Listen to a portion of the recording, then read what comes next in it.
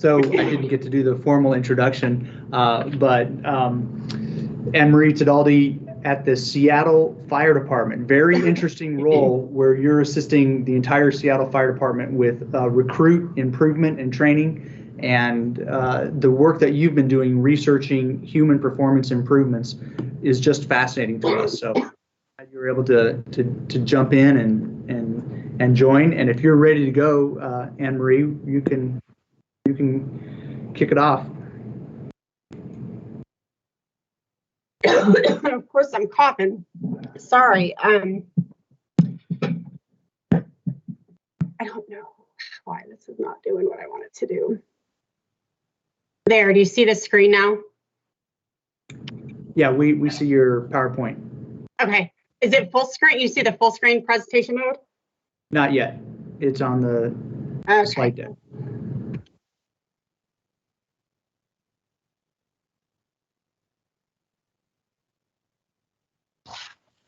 Sorry. If it's easier for you, I can click through your slides for you. Yeah, that would be great. Thanks. Okay, I'll take care of it. I was trying to take the ball real quick and it didn't work.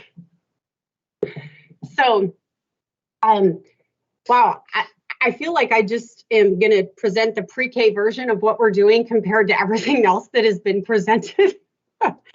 But the opportunities are really interesting. So just to give you a quick background of how I came into the tactical population, I started off as a physical therapist and worked with the Army Baylor PT program on an injury prediction study, and then even supported the pilot program for the performance triad.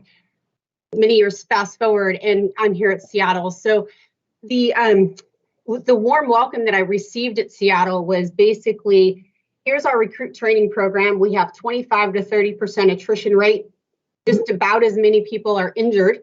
So 15 to 20% of recruits are injured. And of those, 50% of them are career ending, meaning we are separating them from the department. And so I said, okay, and if you want to go to the next slide, I had, through all of the work that I've been doing, it kind of came up with this performance model. And when I was working with recruits trying to figure out what was going on, I jokingly called it the tetralogy of the recruit, because it was like every chamber of the heart was struggling. And so you see the different chambers here, and there were deficits in all of these chambers. So we applied this performance model that, if you can hit next, it'll pop up. It's a continuum going from proactive to rehabilitative. So we're able to meet people wherever they're at, and then next, and throughout their career as well. So what we teach candidates would be different than what we would be teaching somebody who would be going through retirement. And so by applying this model, we were able to reduce that attrition rate from 25 to 30 to 5%. And we took those injury rates down to 3%. Now, what's also really eye-opening for us is that we were able to eliminate career-ending injuries. So we went from half of the injuries being career-ending to 0. And so while I think, wow, that looks phenomenal, there is so much more room for us to grow and to continue to improve what we're doing in the fire service as an industry. So what I'll share with you is a little bit about what we actually did. So next slide, please. And so one chamber at a time, we looked at fitness, and what we found is that the CPAT, which is the Candidate Physical Abilities Test, is not an appropriate introduction to what to expect during recruit training. It is a gross underestimation of the demand that is going to be put on them. And so we did this thing we called it the Tactical Fitness Appreciation Day. And basically we put people in gear, and we said, okay, now you're going to go lift ladders, and you're going to go tie hose and drag hose places. And they give them a better appreciation as to what they're doing in the gym may not fit what they're going to be doing on the drill court, and how they need to change their training accordingly. We also implemented Be Strong, which is blood flow restriction training. We just started doing that. We've gone through our first iteration of it, and the progress that we found was incredible.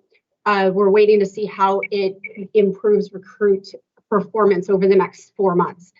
And then the question that remains, though, is how fit is fit enough? And so I'll come back to that next slide, or next And so we looked at hydration, and what I found is that hydration was impacting many areas. And so that was the biggest target. I said, we have to get people hydrated. So we implemented a hydration protocol, but I've got on here best steps because we don't really have evidence to say, this is really what being in gear does to you when it's 60 degrees out versus when it was 116 degrees out here this summer.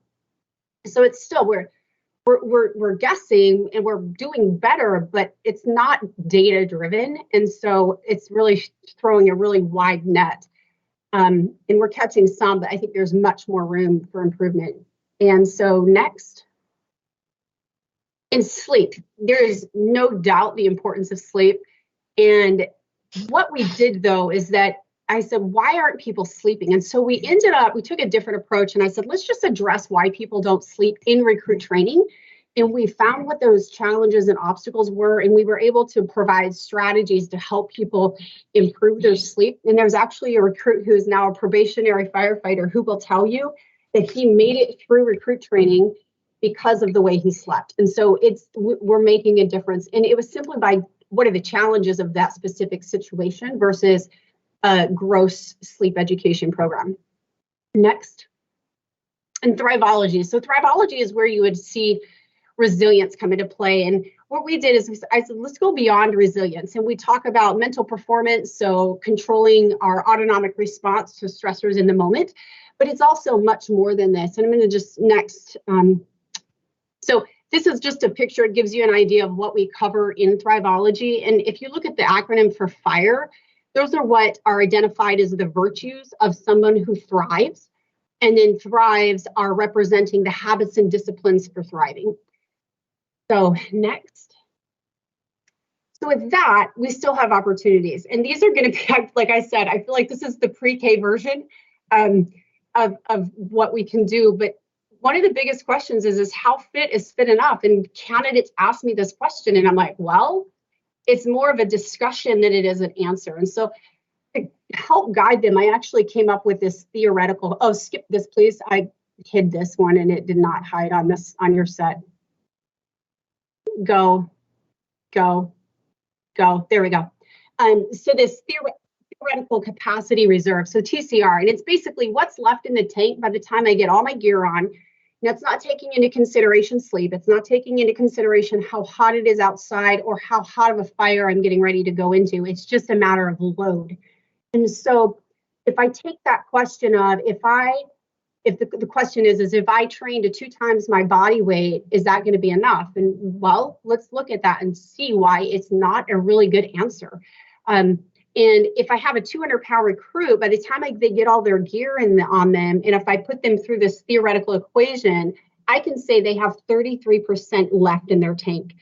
But if I take recruit B next, and I put them through all their gear, and I put them in this equation, they're only going to have 10% left in their tank to actually perform once they get all of their gear on. And that's, of course, looking at if they both train to 2 times their body weight. So to answer, yes, that's an appropriate goal is really not an appropriate answer.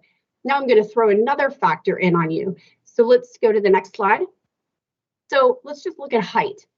If I'm this 200-pound recruit and I have 33% reserves and I'm 6 foot, I'm probably not going to have much of a degradation in my reserve in order to perform. But if I'm 5'7" and I'm trying to throw a 28-foot ladder, my challenges are going to be very different. And I may not have that 33% advantage that I would have had if I was 6 foot. And so if I take that same idea and apply it to recruit B, and they're 5'7", and we've had the 5 foot to 120-pound recruits, and I can tell you some of them are absolute beasts, but most of them don't make it. And they're the 5'7", they're not really going to be helping themselves at all with this 10% left, right? But if they're 6'2", now they'd be really skinny at 150 pounds and 6'2". But if they're 6'2", they might have a mechanical advantage that can make up for that lack of strength that they have the relative lack of strength. So next, the question is is there a mechanical advantage or disadvantage to anthropometrics, and how can we use that to help guide people in training for recruit training and then on into the longevity of a career? Next. The next question is, how can we reduce injuries? And of course, this is a common question that we're all trying to answer in a variety of ways. And I have to say that it's astonishing the amount of anecdotal data that is depended upon in the fire service, and it's got to do a lot with a lack of understanding of data. So trying to even just mitigate that hurdle is interesting. But let's take it a little bit further. So there we go. So injuries of stepping off an apparatus, it's a common injury, but we don't know why it's happening. And there are assumptions that are made. And so every time I see a report where someone has been injured stepping off an apparatus, the mitigation or the recommendation is always 3 points of contact. So that is the absolute answer, no matter what the situation was. But that also assumes that my hands are always free, that I'm never coming off the rig with a radio in my hand or another piece of gear or whatever it might be. My hands are always free. And it also assumes that I'm facing the rig, which if you're getting off the rig at a really large fire, are you really going to be facing the rig, or are you going to be turning your head to look at the fire? You're probably going to be turning your head. So some covariates, go ahead next, would be some potential covariates. So I might be even leaving the rig with an SCBA on, so my air pack, which is 35 pounds or more. And if I'm doing that, is it secure to my body, or is it swinging, creating even different forces on my system? Is the step length and width optimal? Landing mechanics, are they optimal? Are people just throwing themselves down? Or are we actually teaching them how to land? And then adequate lighting. I don't know, maybe there's visual issues, right? But none of that is taken into consideration. And right now we have no way of even looking at that. So no wonder our efforts in reducing these injuries with 3 points of contact answer is not successful. Next.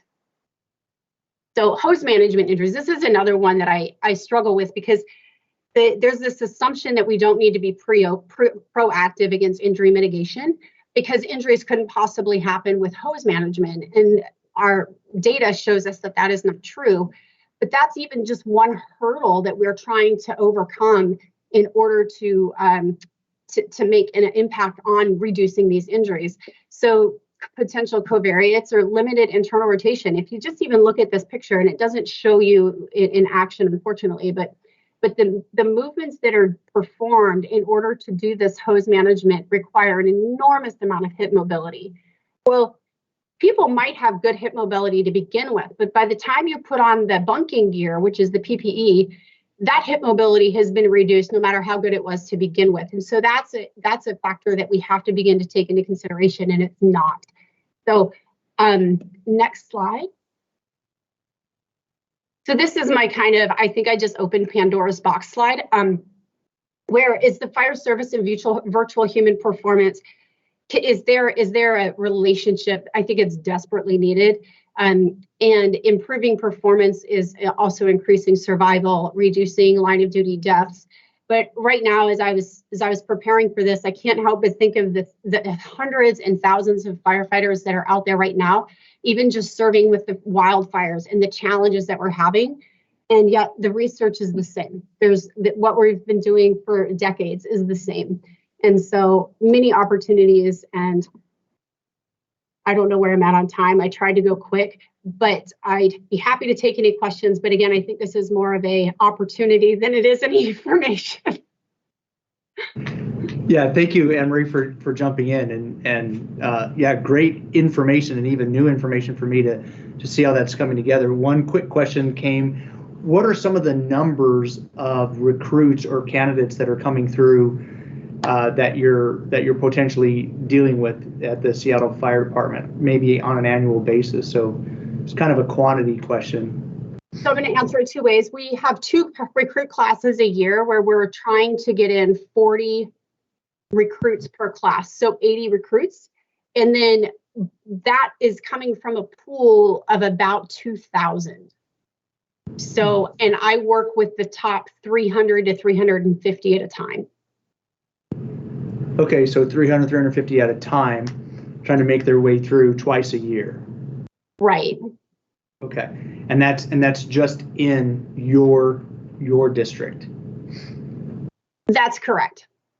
Yeah, and the work that's happening, I guess the other side of the question is other fire departments, other agencies, other groups that you're working with or that are interested in your work and your research? I'm sorry, I don't think I caught the question. Yeah, just are there others that you're interacting with that are interested in the work that you're doing and the research that you're finding and are starting to change their programs based on the research that you're doing? So yes, and it's interesting because what I'm doing is really, and it's an entirely different direction than the WFI, the Wellness Fitness Initiative that came out of the International Association for Firefighters. And so what it's really doing right now is it's creating a lot of conversation, which I think is necessary. But they are two other departments that I'm working with. One of them is Tacoma and the other one is Bellevue. And they're looking at what I'm doing and they're like, how are you accomplishing this? And they're trying to figure out how to model it. But that's also an interesting piece, is that not every department is created the same. And so the demands of Seattle Fire are going to be different than the demands of a small volunteer department. Right. Yeah, it's just fascinating because I think on this evolution of holistic health and fitness, different ways of providing fitness, if I look at DoD, you had maybe some of the early adopters, and it was very much a fragmented, you would have Navy Special Warfare and maybe even teams within them doing different workouts, and it was all very disaggregated and everyone was doing their best. And now you see the organization, whether it's Army, Navy, saying, hey, we need to scale and we need to have solutions that allow for scaling. And I see you're at that same point with the IF and the other fire departments of it's very distributed, and how can we take advantage of scale? So you're like the one out leading, taking all the arrows, but doing great work. I have to say that's a culture shift that we're even trying to continue to facilitate within our department, because everything is so siloed and trying to bring things together. So for example, peer support, who does a lot of the mental health, and getting them to talk the same language that I'm talking is super important, but it's breaking down the silos even within our own department still. So yeah, that's great work, and that's the team that's kind of assembled that we're working is we're identifying similar challenges. How do we change behavior in all these different industries, DoD, fire rescue, police, because of the effects that it has on lifetime fitness and lifetime mental health. So really glad that you were able to participate and jump in, and I will say thank you.